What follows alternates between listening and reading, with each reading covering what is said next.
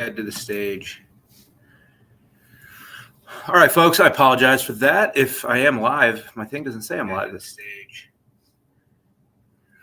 All right, folks, I apologize for that. If I am live, my thing doesn't say I'm live this stage. All right, I guess I'm live. Welcome to the voice of college football, Missouri. My name is Zach Aurelius. I'm here to talk about all things Missouri Tigers as we head into the 2025 college football season. Congratulations to the Ohio State Buckeyes. They won the 2024. No, it's not the 2025 national championship. They win the 2024 national championship. Now we move on to the next year, 2025 season. I don't know about you guys. Like, the season's over.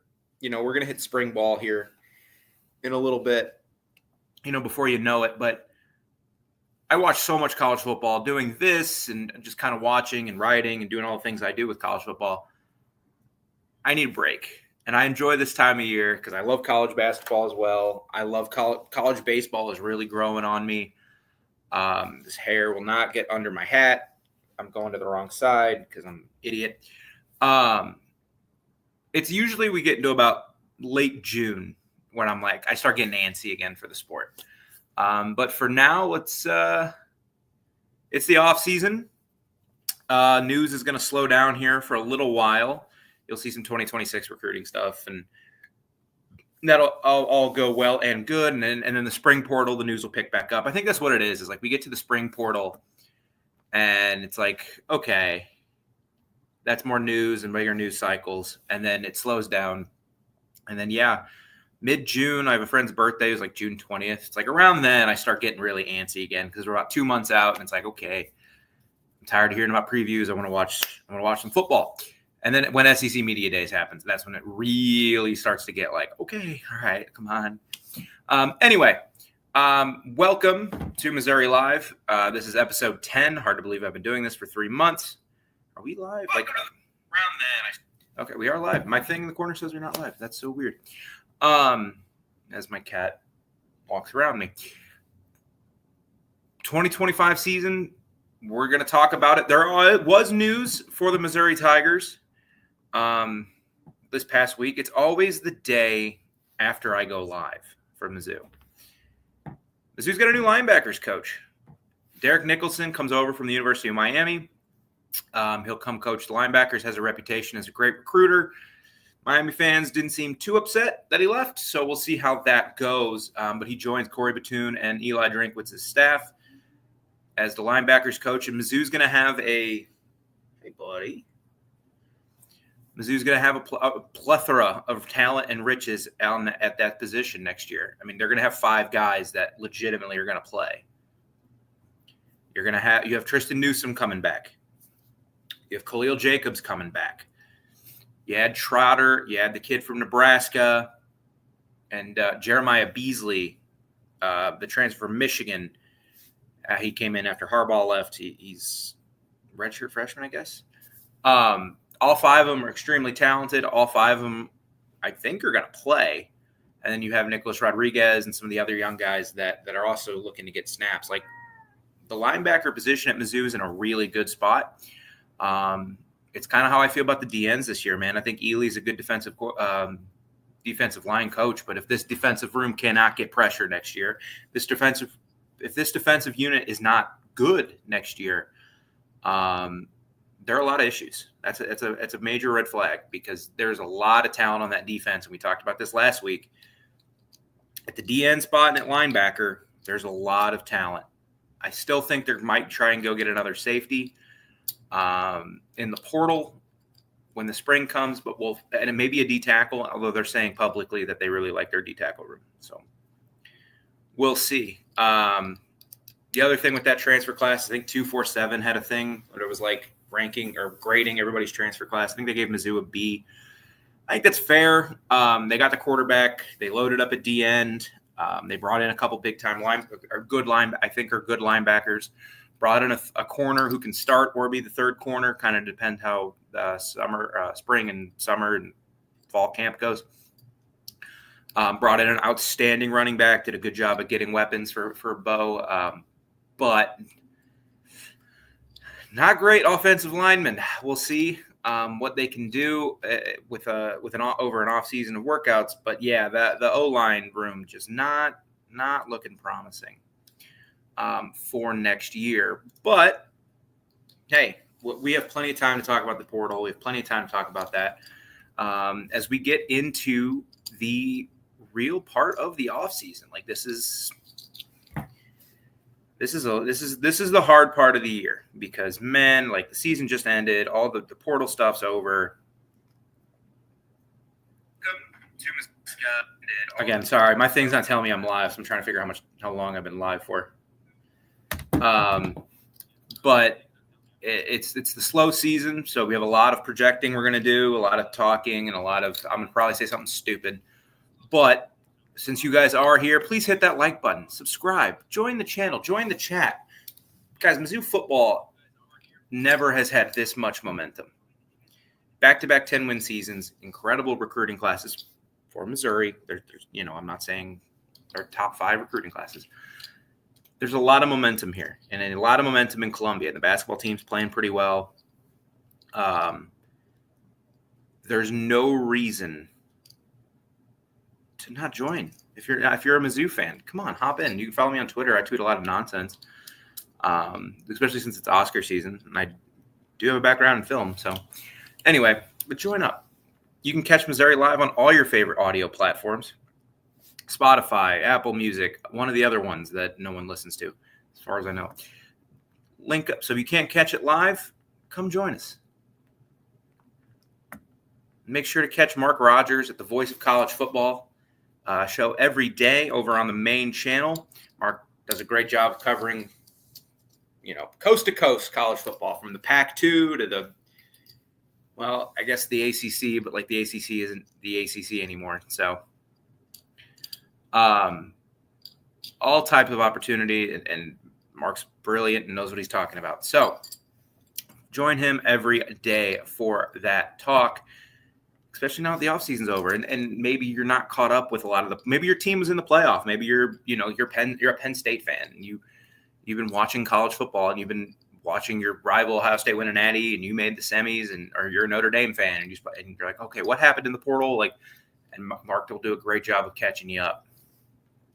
Who's this, who's where. So, again, this is Missouri Live. We've been doing this. I think my first game was I used to run the Bama channel. I think my first game was what? I think UMass was the first one. That was a fun game. It's like, hey, all right, guys, let's have a party on. Mizzou just kind of slowly beats this team to death. So, what I want to do tonight is I want to rank the 2025 schedule from hardest game of all 12 games to easiest. Now, this is going to change because we probably, there's going to be some spring portal updates. There's going to be some, things are going to change, obviously. But I think I will do a decent job of ranking all these games, not from most important, because there's going to be games here to here. Let's just be honest. I'm probably going to have Bama at home is the hardest game of the year. It's not the most important game of the year. We'll do that ranking another time for most important games if Mizzou is going to have a successful season. Which to me next year with all the rebuilding they're doing in the offensive room at receiver and all that, I think for me a successful season next year for the Tigers will be 8 wins. I don't think it's crazy to think they're going to do much better than that. I think it's a little maybe 9 wins. I don't know. It's going to kind of depend how everything looks after the portal, and I'll probably talk myself into 10 wins again. Geez, I'm not Canadian. But I'm really looking forward to the schedule. Border War's back on. We'll talk more about Border War here in a second as we go through this schedule. But I think the easiest game on the schedule, and I don't think there's really any debate, is Central Arkansas. I could not tell you anything about Central Arkansas football. If they're good, if they're bad, I really do not know.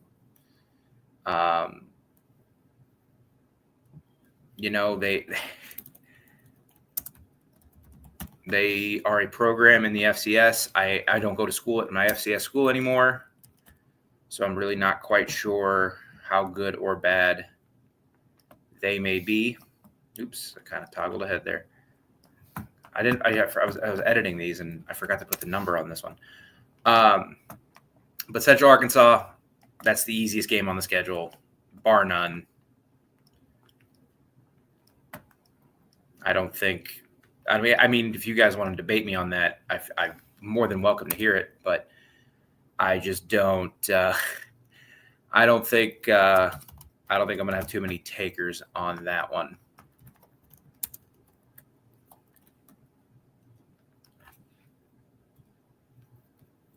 At number 11, we're going to have UMass. No, gosh dang it. UMass. I still need a new computer. UMass stinks. Like, they're just not they're not a Division I college football program. They should probably go down a level like Idaho did. Idaho went down a level, and they're seeing a lot of success at that level. It's just not a program that I think can have success at this level. Maybe I'm wrong. Like, UConn just won a bunch of games, so maybe I'm wrong and maybe I'm an idiot, and because UConn just won 8 games and beat North Carolina in a bowl game, but I just don't see them having the success you need, like getting the player you need to be successful. Especially they're independent, so they don't have any it's just a mess. Anyway, number 10, Sun Belt champs, Louisiana Raging Cajuns. I think though UMass and Central Arkansas are 2 games where if Mizzou loses, fire Eli. I don't care about the wins lately. Fire him. Louisiana is an interesting one. I think Louisiana could give them a lot of problems. They have been a good program under Billy Napier, and now they just won the Sun Belt. It's a good program, and they're coming into Columbia. They went 10-4 last year. Oh no, they didn't win the Sun Belt. I'm sorry, they played for the Sun Belt. They lost to Marshall. I don't know what I got in my head that they won it last year, but it's a good program, and it's been a good program, and it's Mizzou going to be coming off the Kansas game and before the South Carolina game. Like, that's a really tricky spot because the Kansas game is going to be huge. The South Carolina game is going to be huge. We'll talk about that here in a moment. It's a tricky, tricky spot for a team that is not afraid to step up and play at this level. At number 9, we have our first SEC candidate, Mississippi State. They're just not good, and I don't think Jeff Lebby's a good coach, buddy. Come on. I don't think Jeff Lebby's a good coach. They lost their quarterback. I just am not sure where I'm expecting to see improvement for the Bulldogs, and they come into Columbia towards the end of the year. It's the November 15th. I don't see it. We can talk about Mizzou's schedule breakdown here in a little bit too. They got another really fortunate schedule breakdown for some of these games, but we'll see. I mean, there's just Mississippi State's not a good program right now, and maybe it can be again someday, like it was under Dan Mullen. And I don't think he was a good coach, but Joe Moorhead was winning 8 games. So, and Mike Leach was winning games. Like, it's a program that can win games. They'll never win a national title. They'll never win the SEC, but they can win football games, and we'll see what they can do. Number 8, I have at Arkansas. Look, Arkansas is not an awful program historically. They're a pretty decent program. They're not great. They're kind of in the same. They kind of operate in the same space I think Mizzou does. Why are you keeping Sam Pittman? You won 6 games, and you looked a lot better than you did in 2023 when the team quit. They haven't had a great portal class. They lost a lot in the portal. I just don't think they're going to be good again. And by the time we get to that game at the end of the year, if Mizzou's having an 8-win season, or they're 7-4 or 8-3, and opportunity to win a 9th game, I just have no belief. Like, this is going to sound really cocky, and as Mizzou fans, we try not to sound, well, except for the college burners, try not to sound too cocky about things, because that's just not. We don't occupy that space in college football. But I don't understand or I do not believe that the Missouri Tigers ever will lose to Arkansas right now. I mean, until they do. I mean, it's kind of like, Vanderbilt beat Bama, or it's like, I don't know. There's a lot of one-sided rivalries in college football, but I just don't think they're going to lose to Arkansas. Like, Arkansas's been better. Mizzou's beaten them. Mizzou's been way better. They've been even. Mizzou just always wins. Anyway, number 7 is going to be Kansas. Oh my goodness gracious. Hang on. I got to edit something. Mizzou fans are going to see this, and they're going to get really mad at me. Let me edit something real quick. Okay. Number 7 is Kansas. The Border War's back. It's in Columbia. Kansas returns a lot offensively. Kobe Bryant, I know, on defense is gone, and I think they lost Devin Neal, but Jaden Daniels is coming back. Jalen Daniels. Jalen Daniels is coming back. He's a good quarterback, a little erratic, but he's really turned it on towards the end of the year when they were just beating ranked teams left to right. I think they're an okay team. They're probably a bowl team in the Big 12. And Lance Leipold, I think, is a really good coach. So, yeah, while I think Mizzou wins, I think at this point you have 6 games that you have to win. I think this one is the first game where I'm like, oh, Mizzou could lose that one, even though it's at home and that atmosphere is going to be crazy. It's going to be criminal when they put that game at 11 a.m. on the SEC network. Absolutely criminal, but I'm fully ready for it to happen. At number 6, now we're into the games where I'm like, Mizzou can lose these. At Vanderbilt. I mean, Vanderbilt obviously played them to a draw last year. Basically, Mizzou made a couple kicks and Vanderbilt didn't make a couple kicks. They bring back Diego Pavia. I still think Clark Lee's a good coach. Now we'll find out if Clark Lee's a really good coach and he can continue this, or if they're just a 1-year, hey, they won 6 games, won 7 games. Can they make another bowl? Can they do it again? The schedule is going to change a little bit. They got to play LSU still. They got to play Bama on the road. I think they got to go to Tennessee. Like, they got to play Missouri, play Kentucky. Like, we'll see. I think they're a good team. It wouldn't shock me if Mizzou lost to them, but I think this is still they're the last game on the schedule where I'm like, if you want to have an 8-win season, these are the games you have to win. You have to win those 7 games. If you go 6-1, I still think you can win 8 games, and we'll talk about these top 5 here now. But if you go 7-0 in those games, like, you're giving you a chance to not just have a successful 8-9 season, but to make the playoff. Number 5 at Oklahoma. Oklahoma's going to be better next year, I think.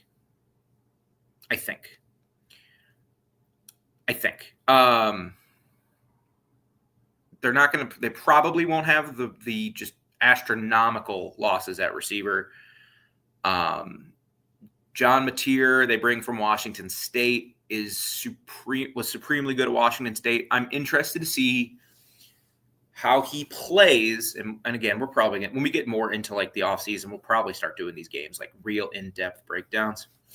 I'm curious to see with John Mateer if him not being at Washington State hurts. When he was at Washington State and they're playing in the Pac-2, Mountain West, whatever, he was the best athlete on the field. And he really struggled down the stretch. Part of that maybe just because Ben Archibald, allegedly was looking for other jobs, and obviously took the OU job. But Mateer's really good. Their defense, probably under Venables, is going to – I know they whiffed on Jim Knowles. Parker Thune doesn't know what he's talking about. Who would have guessed that? They whiffed on Jim Knowles, but it's still probably going to be a pretty good defense under Venables. They have a lot of talent, especially at safety. See how it goes. See how it goes for them next season. But you're going to OU, like that's never an easy game. It's a game I think Mizzou can win on January 27th, but it's not a game I don't think right now I'd predict them to win. Next game is at Auburn. I think Auburn is slightly better than OU. My thing with Auburn is I think like you saw last year they didn't like spend that heavy in the portal, and they brought in a really good freshman class, and you know they made a bowl game this year. But I'm interested to see. I think they were prepping for this year, and like they were okay. We're gonna go get a quarterback. I know they didn't make a bowl game. That's right. They beat A&M and still didn't make a bowl game. That's absurd to me. But they had a great recruiting class. They bring in Jackson Arnold, who might not suck. I don't really know. I don't think last year it's fair to pin all of the struggles Oklahoma had on him. But I don't think he's completely absolved either. I think he had a lot of issues. He was not good in like the Mizzou game. He had some crucial fumbles. But Auburn's a brutal atmosphere. It's towards the beginning of or towards the middle of the season. It's October 18th, and it's the week after you play Bama, and that's kind of why I'm nervous about that Vandy game. We'll talk about how the schedule breaks down here once we get to the end of it. It's just going to be tough, and again, not a game I think I'd predict Mizzou to win right now. Number 3 is Texas A&M. Mizzou for a long time had a lot of success against Texas A&M. Basically after like 2003. I mean, we called Kyle Field for Rose South. I mean, we won that. Mizzou won there in 2011. They won there in 2014, 2009 or 2008, 2007. Like they just won there. 2006. They just won there a lot, and they beat A&M a lot. I think the only year they didn't beat them for a long time was 2012 when Mizzou didn't beat anybody, and A&M was awesome with Manziel. But lately, since that 2014 game, they've played twice, and Mizzou's gotten killed both times. They played in 2021. Texas A&M went up big and never really looked back with Zach Calzada. And then last year, obviously, Mizzou didn't show up. They just didn't show up. Like, it's a revenge spot after what happened last year. Marcel Reed's back for Texas A&M. He did not play in that game against Missouri. That was Connor Wegman. But A&M's talented. They're going to be big. They're going to be fast. Mike Elko's a good coach. It's a game that I think Mizzou can win because they're at home, and you're going to see a theme here. The next 2 games are also home games for the Tigers. I'm just curious to see what they look like. What and it's after a bye week. It's a game Mizzou really, really needs to play well in to kind of start selling for 2026. And we'll see what happens. I mean, we have almost a year. So number 2, South Carolina. That may be the biggest game of the year. It's week 4. If you do what you're supposed to do against Central Arkansas, Kansas, and Louisiana, you have UMass after that. So you should be 4-0 in the games surrounding South Carolina. You get them at home. Last year's game was a great game. South Carolina, the week before they play you, plays Vandy, and they'll have already played Virginia Tech. So we'll kind of already have a feeling about how good South Carolina is at that point. They'll have played 2 competent teams. I'm not sure about Virginia Tech, but Vanderbilt I think is pretty competent. They'll have played 2 competent teams. And then they come to your house. You know, if Kansas isn't any good next year, like they weren't this year, Mizzou really won't have played anybody. And it's a big one. It's going to be at home. If you win that one, you'll be 5-0 by the time you go to the bye week and host your number 1 game, number 1 most difficult game. It's the second hardest game of the year. I think South Carolina enters next year similar to Mizzou this year. I think they're going to be in the top 15, probably closer to 10 than 15, and they're going to have playoff expectations. Sellers is back. They've got some guys in the portal. Dylan Stewart should only get better. it's Shane Beamer did a heck of a job. Now what will happen to them next year? This isn't a South Carolina breakdown, so I'm not trying to do that. But South Carolina does have to go to Mizzou, who I think will be a borderline top 25-ish team. They have to go to LSU, then they get OU, they get Bama, they got to go to Ole Miss, they got to go to Texas A&M, and of course they get Clemson, who they beat last year. But I think by week 4, we're going to kind of have a feeling about how good or bad South Carolina is going to be. Like this year, like in hindsight, like we kind of knew. Like A&M, this is the A&M game from last year where it's like, all right, this is your pivot point. Like if Mizzou wins this game, you have a chance to be very good. If you lose it, not the end of the world. You can still have a successful season, but they got killed. Like this is that same thing. This is the pivot point game, and that also might be the pivot point game for South Carolina. But in hindsight, like, man, when you did not look good against Boston College and you didn't look good against Vanderbilt, we kind of should have known, but is what it is. And then the toughest game of the year, it's anytime Alabama's on your schedule, it's going to be Alabama. Every time you have Alabama and not Georgia or Texas, maybe, it's going to be Alabama. It's a good football team. Kalen DeBoer, I'm curious to see what he looks like next year with a quarterback I think he wants.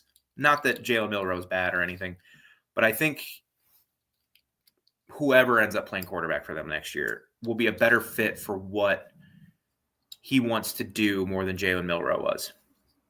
And I think Kalen DeBoer is a really good coach. I think he just wins football games. So I'm curious to see what they look like, but they're going to be big. They're going to be fast. They're going to be physical. They're going to be well coached. It's going to be Bama. The toughest game of the year until proven otherwise, if you have them on the schedule, is Alabama. Again, unless you have Georgia and maybe Texas. We'll see what Texas looks like with Arch. But the other thing to note about this schedule is kind of how it breaks down. It's a really good breakdown for Mizzou. So you start the season on August 30th, and then you play 5 weeks, and then you have a bye week. In those 4 or 5 weeks, you have your 4 non-cons, 3 of them bye games. Again, I talked about Louisiana a little bit. Louisiana is a bye game. You should win that game, but they're not a pushover. You have 2 tests. You have Kansas and you have South Carolina. And then you have a bye week. You have a bye week before you host Alabama. Now, if you always want to see what the other team does before they come to you. Alabama, before they come to Mizzou, goes to Georgia, and then they host Vanderbilt. And then the week after Mizzou, they go to Tennessee, or they got Tennessee at home. So they have a couple revenge spots in between going to your building. That's not easy for Alabama. Again, I'm not saying Mizzou's going to win that game, but that's a really fortunate scheduling break for the Missouri Tigers. And then you go to Auburn, you go to Vanderbilt. So after 2 road games, okay, I think you're feeling, I think best case scenario now, you're what? 5-0, 6-2. Okay. And you're getting ready for your stretch run. You get a bye week. All right. Oh, A&M comes to town. Well, what is A&M also has a bye week. So that's not a break for you. And then A&M the next week hosts South Carolina in another revenge spot. That's a huge revenge spot for A&M because South Carolina killed them in Columbia, South Carolina last year. And then you get a home game against Mississippi State, basically a game you should win before you end the year on the road at Oklahoma and at Arkansas. So Mizzou has the hard thing for Mizzou is you have 2 home games after October 11th. So in the final 1, 2, 3, 4, 5, 6, 7 weeks of the season, you have a bye week, 2 home games, and 4 road games. So we'll see how that hurts or helps the team. Again, that OU game, I know everyone's going to say OU is the most important game. This year, no. It's South Carolina next year. Again, you beat South Carolina. You're 5-0. I just told you about the scheduling break. If Mizzou can get to that bye week, the second bye week with 1 loss, like they're going to make the playoff. There's a decent chance they're going to make the playoff. Even if they're 6-2, like they'll have a puncher's chance. So, because I think next year, like how many top 25 teams are going to be on the schedule? South Carolina, Alabama. I'm not sure on Auburn. They're getting a lot of hype. I'm seeing a lot of like top 15 Auburn and like preseason, which I don't understand. But we'll put a pin in that for now. A&M will be top 25. OU probably will be top 25, maybe lower end of the top 25. The thing with OU, man, and I said this before the season with OU, just to kind of pivot back here. I thought this year OU could still be like a top 25-ish team and miss a bowl just because of how brutal their schedule was. And I think that's true next year too. I mean, how many of these? I mean, they have you play 12 games. How many? They have 3 auto wins, and that's the only 3 on the schedule. Michigan's not an auto win. Auburn's not an auto win. Texas, obviously. At South Carolina, obviously. Ole Miss, at Tennessee, at Bama, Missouri. That's a tough spot to play Mizzou for OU, is right after coming to Bama and then you host LSU. It's just not going to be easy for this program in next year. Even if John Mateer is really good. Like, would it stun you with that schedule if they still go 8-4, 7-5? Like, I think they could be an 8-4 team. Let's say they lose to Bama, they lose to LSU, they lose to Tennessee, and they lose to South Carolina, but they beat Texas or something. Like, that's still a top 25 team. Or if they go 8, even 7-5, they lose to Texas. Like, they would still have wins over like Ole Miss, Auburn, Michigan, Missouri. I think OU is going to have I think because of the schedule, OU is going to have a really tough time next year. And I'll be interested to see where they're at mentally when you get to that point of the season where they host Mizzou and then they host LSU. Are they surprising people? Are they in a spot where it's like, oh, man, if we go 2-0, we're 9-3, or we're 10-2, and we're going to make the playoff? Or are they like 6-4? We'll find out. Like, we have in a year, basically. But yeah, I just kind of wanted to rank these games. I thought it'd be a fun little topic to do as we head into the kind of the quiet part of college football. You know, there's not going to be a ton of news, maybe some 2024 recruiting news, especially for Mizzou. I think Mizzou's down in the portal until the spring. Because what's the point? Like, they're not going to, there's no real like D tackles, and they're not trying to look at safeties right now. They're going to wait for the portal, see if something comes available around that time, which it'd be really cool if Caleb Downs did, but I'm just kidding. Caleb Downs would go anywhere to be Penn State, but he has no reason to leave Ohio State. I mean, he's the best. He might be the best player in the country. So, yeah, that's the 2025 schedule ranked. Now, I want to do another ranking on the 2025 schedule, but I'm going to rank it in terms of games of importance. I think I already gave you number 1, and it's not Kansas. Kansas will be top 3, but it's not Kansas. But I want to thank you guys for joining me live for Missouri Live. We're going to keep these shows a little shorter and sweeter. We're not going to blow through everything I have to talk about, unless you guys see if something you want to talk about. You know, we've done a lot of content over the last couple months covering the portal, Mizzou's new quarterback, new wide receiver, Ahmad Hardy at running back. I think Mizzou did a great job in the portal on defense. I think we'll get to a point where I can talk myself into this team being a dark horse playoff team. But the hard thing with that is going to be an unknown at quarterback. I just don't know. Like, there's a lot of upside, I think, with Bo. I think I think the run game is. But until we know really what's at quarterback and what's at the offensive line, like, I think Tollison's good. I think Caden Green will be better in year 3 as a college football player. Maybe Logan Reichert lives up to some of the hype. I can talk myself into it, but we're going to see how it goes. So thank you all for being here. Like, comment, and subscribe. You know, join the channel. Let's talk Mizzou football. I'll be back next Monday. Probably have some more stuff we can go over as we get ready. You know, spring ball starts here in a little bit, and that'll be real fun to cover because we're going to kind of see Bo. What's he look like in a starter's position? So, because this thing never said the Miami one, I didn't mean to hit Miami. I was trying to hit something else. Sorry. Because of how this thing works, I'm going to see what I can do to exit off this stream and make it unlive. So thank you guys all for being here. I'm signing off. And if you want to watch a 28-year-old struggle with technology, feel free to stick around. But MIZ and ZOU.